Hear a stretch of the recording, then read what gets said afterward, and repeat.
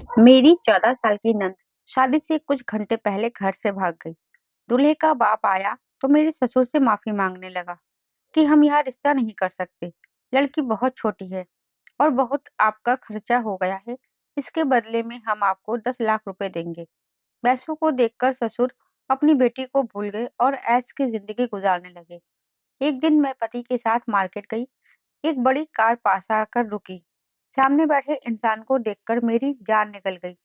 इस कार में तो उस आदमी के साथ मेरी ही हमारे परिवार में जल्दी शादी करने की प्रथा थी। मेरी भी बहुत जल्दी शादी हो गई थी। मैं सिर्फ 15 साल की थी जब मेरी शादी कर दी गई। और इसकी वजह यह भी थी कि मेरी सास का देहांत हो गया था और घर संभालने वाला कोई नहीं था, क्योंकि मेरी ननद भी सिर्फ 10 साल की थी। मैं जब शादी होकर आई तो छोटी उम्र की वजह से मुझे घर संभालने में बहुत मुश्किल आई। यहाँ तक कि मुझे खाना भी ढंग से नहीं बन पाता था। लेकिन भला हो मेरे पति और ससुर का, वहाँ कभी कुछ नहीं बोले। कभी भी मेरे किसी काम में मुझे डांटा नहीं था। धीरे धीरे समय गुजरता गया और मैं हर काम में माहिर होती गई। लेकिन 4 साल बाद जब मेरी ननंद 14 साल की हुई तो उसका एक बहुत अच्छा रिश्ता आया और मेरे ससुर ने हाँ कर दी और शादी की तैयारियां शुरू कर दी। मैं 16 की थी, लेकिन फिर भी मुझे इतनी मुश्किल आ रही थी और मेरी ननंद तो सिर्फ 14 साल की थी। इसलिए मैंने अपने पति और ससुर दोनों को मना किया कि वह उसकी शादी ना करे। लेकिन उन्हें लगता था कि अच्छा रिश्ता कहीं हाथ से निकल गया तो शायद ही इतना अच्छा रिश्ता फिर कभी आए। मेरी नंद भी इस शादी से बहुत खुश नजर आ रही थी, क्योंकि वह बच्ची थी। उसे नहीं पता था कि शादी के बाद जिम्मेदारियां क्या होती हैं। उसे कपड़े और चीजों की खुशी हो रही थी। जब मुझे लगा कि मेरी बात किसी ने नहीं सुनी, तो मैं भी शादी की तैयारियों में व्यस्त हो गई और बढ़ चढ़कर हर चीज खरीदने लगी। मुझे यह तो पता था कि नंद की शादी जरूर होगी, लेकिन मैं चाहती थी कि उसकी शादी में कोई कमी न रहे, उसके दहेज में भी कोई कमी ना हो, ताकि कल को उसे इस वजह से कोई ताना ना सुनना पड़े। शादी से एक दिन पहले जब शाम को मेहंदी थी, तो मेरी नंद पार्लर गई। लेकिन क्योंकि घर में अकेली औरत थी और मुझे सब काम संभालना था, तो मैं उसके साथ नहीं जा पाई, बल्कि उसके साथ उसकी एक दोस्त गई। इसमें परेशानी की बात नहीं थी, लेकिन जब उन्हें गए बहुत देर हो गई, तो मुझे फिक्र हो गई। शाम का समय हो गया था और थोड़ी देर बाद मेहमानों का आना शुरू होने वाला था। ऐसे में दुल्हन घर पर ना होती तो बहुत ज्यादा मसला खड़ा हो सकता था। इसलिए मैंने अपने पति को जल्दी से पार्लर भेज दिया ताकि वह नंद को लेकर आए। मगर जब वह वापस आए और जो खबर उन्होंने सुनाई, वह हम सब पर बहुत भारी पड़ी। उन्होंने बताया कि वह तो पार्लर गए ही नहीं, बल्कि जिस दोस्त का वो कहकर गई थी, वह दोस्त अपने घर पर है और उसे तो वह लेकर भी नहीं गई अपने साथ, और ना ही उसे कुछ पता है। हम लोगों ने जब उसके कमरे की तलाशी ली तो उसकी अलमारी से एक कागज मिला जिसमें वह लिख कर गई थी कि वो शादी नहीं करना चाहती, इसलिए वह घर छोड़कर जा रही है, क्योंकि अभी वह शादी की जिम्मेदारी उठाने के काबिल नहीं है। यह खबर हम सब पर ही बिजली बनकर गिरी। मुझे समझ नहीं आ रहा था कि वह मासूम लड़की कहाँ गई होगी। कि मेरे पति और ससुर को इस बात की चिंता थी कि वह उसके ससुराल वालों को क्या जवाब देंगे। बात तो चिंता की ही थी, इसलिए हम लोग तरह तरह के बहाने सोच रहे थे। कभी सोचते कह देंगे कि उसका एक्सीडेंट हो गया है और वह अस्पताल में है, लेकिन बाद में कोई ना कोई ऐसा पहलू निकल आता था जिससे असल बात खुलने का खतरा शुरू हो जाता। थोड़ी देर बाद ही नंद का होने वाला ससुर हमारे घर आया और उसने मेरे ससुर से कहा कि वह अकेले में कोई बात करना चाहता है। ससुर जी उन्हें अपने कमरे में ले गए। मैं और मेरा पति कमरे के दरवाजे के बाहर आकर खड़े हो गए। उन्होंने मेरे ससुर से कहा कि आपकी बेटी बहुत छोटी है और अगर हमने यह शादी की तो हम दोनों ही मुश्किल में आ जाएंगे। मेरे बेटे की तो शादी की उम्र है। हम आपकी बेटी की उम्र होने तक उसे बैठा नहीं सकते, लेकिन आपकी बेटी से भी शादी नहीं कर सकते, क्योंकि यह कानूनन पास हो चुका है कि लड़की की उम्र कम से कम 18 साल होनी चाहिए। लेकिन आपकी बेटी तो अभी बच्ची है। अगर जरा से भी भनक किसी तरह पुलिस तक पहुंच गई और किसी ने भी फोन कर दिया, तो हम सब जेल की सलाखों के पीछे होंगे। इसलिए शादी नहीं हो सकती। लेकिन मुझे मालूम है कि आप लोगों ने शादी की तैयारियों में बहुत खर्चा किया है और आप लोग धूमधाम से शादी करने के चक्कर में बिल्कुल खाली होकर बैठ गए हैं।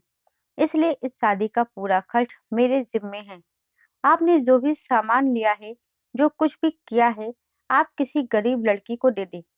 यह कहकर उन्होंने 10 लाख का चेक मेरे ससुर को दे दिया और मेरे ससुर तो चेक देखकर बहुत खुश हो गए और उन्होंने बकायदा उस आदमी का धन्यवाद भी किया।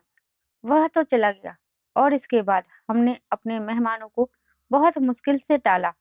सबको यही कहा कि बेटी की गैर कानूनी उम्र होने की वजह से पुलिस में रिपोर्ट दी गई है। इस वजह से हमने शादी कैंसिल कर दी है। बात भी बिल्कुल ठीक थी।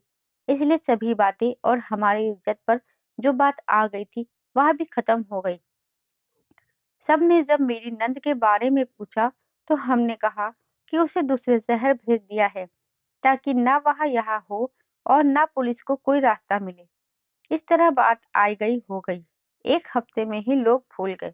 मेरी नंद बहुत प्यारी थी, क्योंकि मैं खुद भी कम उम्र की थी, इसलिए मेरी उससे बहुत बनती थी और हम दोनों घर में हर वक्त साथ साथ रहा करते थे।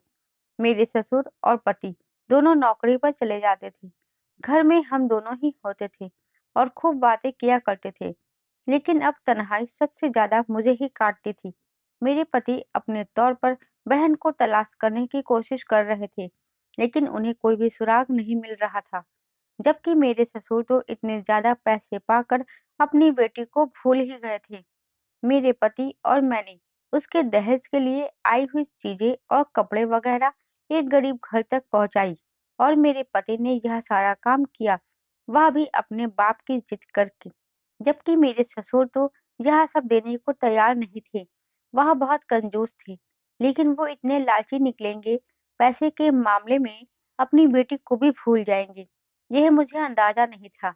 मैं उसकी सारी दोस्तों से मिलने की कोशिश कर रही थी कि किसी को तो शायद पता हो कि वह कहाँ गई है, लेकिन वह सब बच्चियां थी।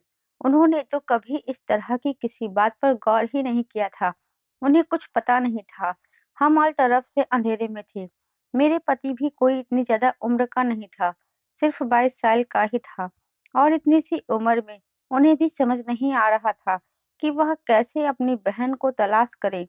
जबकि मेरे ससुर ने तो पैसे भी कैश करवा लिए थे और अब आए दिन बाहर से खाना हमारे घर में आ रहा होता और कभी किसी दोस्त के साथ पार्टी हो रही होती, तो कभी किसी दोस्त के साथ क्लब में जा रहे होते। वह खुद भी इतनी उम्र के नहीं थे, अभी जवान ही थे, लेकिन जिसके बच्चे जवान हो, वह ऐसे काम नहीं किया करते और खास करके जिसके बेटी घर पर ना हो, उस इंसान को तो शायद नींद ही ना आए। लेकिन मेरे ससुर तो मजे कर रहे थे। वह तो भूल ही गए थे कि घर में उनकी कोई बेटी भी हुआ करती थी।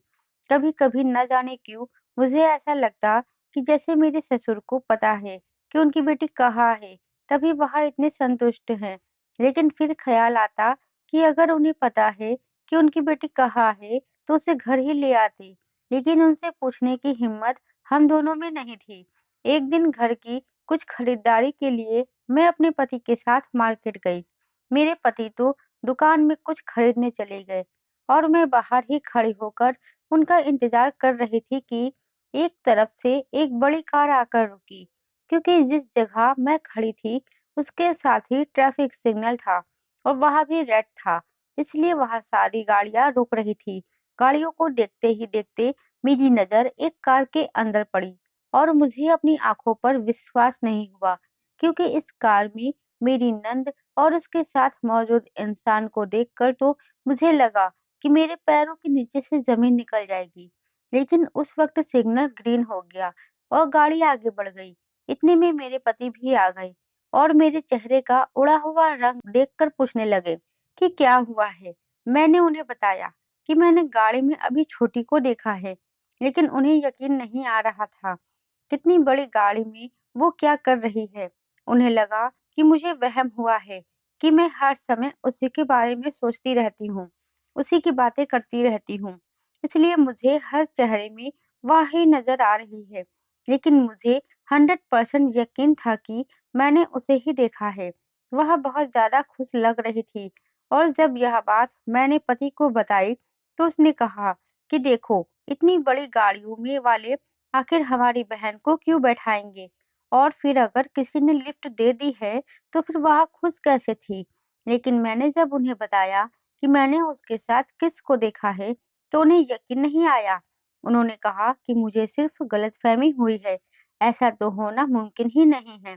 उन्होंने मुझे सख्ती से मना कर दिया कि यह बात मैं भूल जाऊं और आज के बाद इस बात का नाम ही ना लूं। उनके कहने पर मैंने अपने मुंह पर टेप तो लगा लिया, लेकिन अपने दिमाग का क्या करती, जो रह रहकर मुझे यकीन दिला रहा था कि मैंने जो कुछ भी देखा है, वह मेरी नज़र का धोखा नहीं है। दिमाग में कभी ख्याल आता कि वह किस हाल में होगी, कहाँ गई होगी, क्योंकि वह बहुत छोटी थी। और सबसे बड़ी बात यह है कि वह तो अकेली कहीं भी गई नहीं थी और इस बात को तकरीबन 4 महीने होने वाले थे। ना जाने उसके साथ क्या हुआ होगा। हर दिन आने वाली रंग-बिरंगी खबरें मुझे हर वक़्त परेशान करती रहती थीं कि मेरी नंद किस हाल में होगी। मेरे पति भी उसकी बातें हर समय करते रहते। कभी-कभार उसके खिलौने और कपड़े सामने रखकर घंटों बैठकर रोते रहते। बल्कि हम दोनों ही याद करते थे। लेकिन मेरी ससुर ने तो उसका नाम तक नहीं लिया था। वह तो जैसे नए सिरे से जवान हो गए थे। मेरे पास मेरे पति के सिवा ऐसा कोई भी नहीं था जिससे मैं बातें कर सकती या हर बात शेयर कर सकती। लेकिन मेरे पति को तो विश्वास ही नहीं था कि मैंने छोटी को कहीं देखा है। मुझे लगता था कि मैं उसे याद करते-करते ही मर जाऊंगी, लेकिन वह कभी भी हमारी जिंदगी में अब पलटकर नहीं आएगी। इस सारे सिलसिले को 4 महीना गुजर चुके थे, लेकिन उसका कुछ पता नहीं था।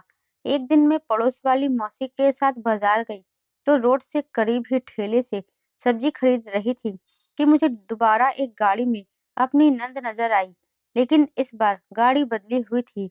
मैंने ड्राइविंग सीट की तरफ देखा, तो इस बार कोई अजनबी इंसान था, जिसे मैं नहीं जानती थी।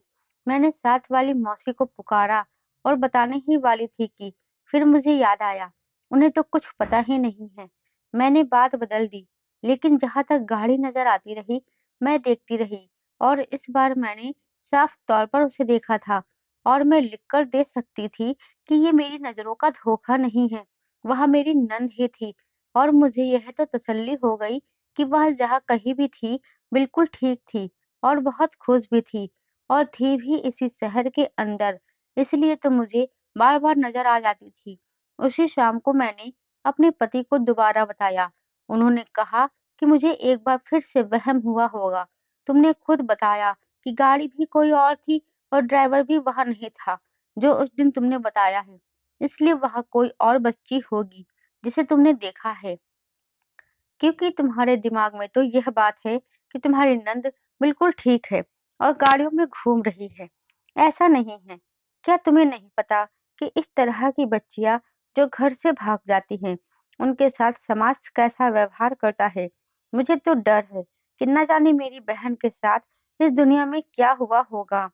वह जिंदा है या नहीं, वह बिल्कुल भी समझदार नहीं थी, ना वो किसी को जानती थी। इस शहर में उसकी सारी दोस्तों से पूछ लिया, लेकिन किसी को कुछ नहीं मालूम है उसके बारे में। तो फिर न जाने वह कहाँ है। मुझे चिंता सताए जा रही थी और तुम हो कि रोज नई कहानी सुनाना शुरू कर देती हो। उन्हें लगा कि मैं सारी बातें उन्हें चिंता से निकालने के लिए करती हूँ, ताकि उन्हें तसल्ली हो, उनकी बहन ठीक है। हालांकि मैं तो यह सब उन्हें सच बताने के लिए करती थी। और फिर एक दिन मेरे पति के सामने सच्चाई आ ही गई। हुआ कुछ ऐसे कि हम दोनों अपनी माँ के घर जा रहे थे कि रास्ते में एक ट्रैफिक सिग्नल पर जैसे ही हमारी बाइक रुकी, हमारे साथ एक गाड़ी आकर रुकी, जिसमें मेरी नंद बैठी हुई थी। उसकी नज़र भी हम पर पड़ गई। उसने फौरन चेहरा छुपा लिया। मैंने और मेरे पति दोनों ने उसे देख लिया था। इससे पहले कि हम उसकी तरफ जाते, सिग्नल ग्रीन हो गया और हमें मोटरसाइकिल आगे बढ़ानी पड़ी। लेकिन मैंने अपने पति से शुरू कर दी कि वह उसका पीछा करे और देखे कि गाड़ी कहाँ जाती है। मेरे पति ने मोटरसाइकिल गाड़ी के पीछे लगाई। गाड़ी वाले को भी मालूम हो गया और वह अलग-अलग सड़कें घूमने के बाद वह गाड़ी ना जाने किस गली में चली गई और हमें भी पता नहीं चला। इससे तो यह साबित हो गया कि मैं गलत नहीं कहती थी। इससे पहले 2 बार भी मैंने उसे देखा था, लेकिन इस बार भी उसके साथ कोई और ड्राइवर था और इससे पहले भी कोई और ड्राइवर था। लेकिन पहली बार जिसे मैंने उसके साथ देखा था, वह उसका होने वाला ससुर था, जो खुद हमारे घर आकर शादी तोड़कर गया था। और हैरत की बात यह थी कि अगर उसके पास मेरी ननद थी, तो उसने शादी क्यों तोड़ी? वह सबके सामने इज्जत से ब्याह कर भी तो उसे लेकर जा सकता था, लेकिन उसने शादी भी तोड़ी और 10 लाख रुपए भी दिए। और मेरी नंद अभी भी उसके पास थी। अब इसके अलावा कोई और रास्ता नहीं था कि हम लोग सीधा जाकर उससे सवाल करते। एक दिन मैं और मेरा पति उसके ऑफिस पहुंच गए। मैं तो नहीं जानती थी कि वह कहाँ काम करता है, लेकिन मेरे पति को मालूम था। हमें देखकर उन्होंने पहचान लिया, लेकिन जब हमने सवाल किया तो उसे बड़ी हैरत हुई और उनके चेहरे से नहीं लग रहा था कि वह झूठ बोल रहे हैं। उन्होंने कहा कि देखिए, अगर मुझे उसे अपने घर में ही रखना होता, अपनी बेटी बनाकर, तो मैं इज़्ज़त से ब्याह कर लेकर आता और मुझे तो मालूम ही नहीं कि बच्ची घर पर है भी कि नहीं। यह तो आप बता रही हैं कि वह शादी का सुनकर भाग गई थी। हम एक बार फिर अंधेरे में थे। यह तो पता था कि हमारी बहन इसी शहर में है, लेकिन कहाँ और किसके पास है, यह पता नहीं चल पा रहा था। हम दोनों इतने बड़े नहीं थे, इसलिए हमें अकल नहीं आई कि सारी बात हम अपने ससुर को बताएँ और उनसे हम मदद माँगे। कुछ भी हो, आखिर वह उनकी बेटी है। और फिर यूँ हुआ कि मैं 2 दिन रहने के लिए अपनी माँ की तरफ गई, लेकिन उनकी बीमारी की वजह से मुझे वहाँ कुछ ज़्यादा दिन लग गए। मेरे ससुर को पता नहीं था कि मुझे कब आना है और उन्हें यह भी नहीं पता था कि मेरी माँ बीमार है, इसलिए मैं कुछ दिन ठहर गई। लेकिन एक दिन शाम को नौकरी से छुट्टी करने के बाद मेरे पति मुझे लेने चले आए और मैं उनके साथ वापस आ गई। ड्राइंग रूम से बातों की आवाज आ रही थी। हम दोनों ही ड्राइंग रूम की तरफ आगे बढ़े ही थे। मुझे लगा कि मेहमान आए होंगे या मेरे ससुर का कुछ जानने वाला दोस्त होगा। लेकिन जैसे ही मेरे पति ने पर्दा हटाया, अंदर मौजूद मेहमान को देखकर हम सभी हैरान रह गए, क्योंकि ससुर के साथ वही आदमी बैठा था जो मेरी नंद का होने वाला ससुर था। लेकिन सबसे ज्यादा हैरत की बात यह थी कि वह एक तरफ सोफे पर मेरी ननद बैठी थी और वह बहुत ही ज्यादा खुश लग रही थी। हमारे अंदर दाखिल होते ही इन दोनों के चेहरे से हवाया उड़ गई। लेकिन मेरी ननंद बहुत खुश थी, दौड़कर मेरे गले लगी। मैं उसके साथ सोफे पर बैठ गई। लेकिन पति ने कहा, "ये सब क्या है? ये कहाँ से मिली है? और जब हम आपके पास पूछने गए थे, तो आपने कहा कि आप इसके बारे में कुछ नहीं जानते। आखिर ये सब क्या है? आप मुझे सच-सच बता दें।" उस आदमी ने कहा कि अब आप लोगों से कुछ छुपाने का फायदा भी नहीं है, इसलिए आप लोग खामोशी से बैठ जाएं। मैं आपको बताता हूँ। उन्होंने बताया कि जब वह लोग यह रिश्ता देखने आए थे, तो उस वक़्त ये छोटी बच्ची सामने नहीं आई थी, बल्कि मैं सामने गई थी। तो उन्हें लगा कि रिश्ता मेरा है, मतलब मैं उनकी होने वाली बहू हूँ और मेरी उम्र उस लिहाज से ठीक थी। इस तरह उन्होंने यह रिश्ता दे दिया था। लेकिन रिश्ता हो जाने के बाद जब शादी की तैयारियों के सिलसिले में उनका हमारे घर में आना-जाना हुआ और उन्हें पता चला कि मैं तो इस घर की बहू हूँ और जिससे रिश्ता हुआ है, वह तो बहुत छोटी-सी बच्ची है। लेकिन वह इनकार नहीं कर सकते थे, क्योंकि उन्हें मालूम हो गया था कि हम लोगों की सोच बहुत छोटी है और उन्होंने इसे इनकार कर दिया कि तो हम लोग अपनी इज़्ज़त बचाने के चक्कर में छोटी-सी बच्ची की किसी से भी शादी करवा देंगे। वक़्त बेवक़्त वह हमारे घर आते रहे और उन्होंने इस बच्ची का ब्रेन वॉश किया और उसे समझाया कि अभी इसकी पढ़ने की उम्र है, शादी की नहीं। वह खुद असल में बहुत पढ़े-लिखे इंसान हैं और लड़कियों की कम उम्र की शादी के सख्त खिलाफ है। और इसके साथ-साथ इस तरह की जो बच्चियाँ होती हैं, इनकी ज़बरदस्ती शादियाँ करवा दी जाती हैं या जिनके माँ-बाप नहीं होते, उनके लिए उन्होंने एक एनजीओ भी बनाया हुआ है। इसे जब उन्होंने सारी बात समझाई, तो यह समझ गई। इसलिए मेहंदी वाले दिन जब यह आपकी तरफ से पार्लर के लिए निकली, तो उनकी गाड़ी तैयार थी और उनके लोग उसे उठाकर ले गए। और उसी एनजीओ में जाकर रखा। शाम को उन्होंने आकर हमें कुछ पैसे दिए और शादी से इनकार कर दिया। लेकिन इसके बाद उन्होंने बच्ची की शिक्षा का सिलसिला शुरू कर दिया। लेकिन मेरे ससुर अपनी बेटी को ढूंढते हुए उन तक पहुंच गए और उन्हें पता चल गया कि बच्ची उनके पास है। जब उन्होंने यह सारी बात मेरे ससुर को समझाई तो उन्हें समझ नहीं आ रहा था। उन्होंने इनकार कर दिया कि बच्ची मेरे पास है। लेकिन इन सब के दौरान यह लगातार उनका ब्रेन वॉश करते रहे और अब उन्हें भी समझ आ गया है कि छोटी बच्ची की शादियां करना कितना गलत है। उन्हें पता है कि हमने 2 बार बच्चों को एनजीओ की गाड़ी में ही देखा था, जब वह किसी टेस्ट के लिए या शॉपिंग के लिए वहां से निकलती थी। लेकिन उन्होंने इस बात को इग्नोर किया और जबकि मेरे ससुर राजी हो गए हैं कि बच्ची की जब तक उम्र नहीं हो जाती और इसकी शिक्षा पूरी नहीं हो जाती, शादी नहीं करनी चाहिए। उन्होंने बाकायदा स्टाम्प पेपर पर साइन भी कर दिया और अब वह हमारे पास उसे छोड़ने आए हैं। मैं उनके इस काम से बहुत ज़्यादा खुश थी, इसलिए हमने बाकायदा उनका धन्यवाद किया और उनसे वादा किया कि जहाँ तक हो सका हम खुद इस चीज़ को आगे बढ़ाएँगे। छोटी बच्ची अपनी उम्र से ज़्यादा बड़ी ज़िम्मेदारियों में ना पड़े और समाज में बढ़ते हुए तलाक की वजह इस तरह कम हो जाएगी। तो दोस्तों, इस कहानी को लेकर आपकी क्या राय है? कमेंट बॉक्स में ज़रूर बताएँ। और अगर अच्छी कहानी अच्छी लगी है तो वीडियो को प्लीज़ लाइक करें। अगर आपने हमारे चैनल को अभी तक सब्सक्राइब नहीं किया है तो सब्सक्राइब कर लीजिए, जिससे अगली वीडियो की अपडेट सबसे पहले आप तक पहुँचे।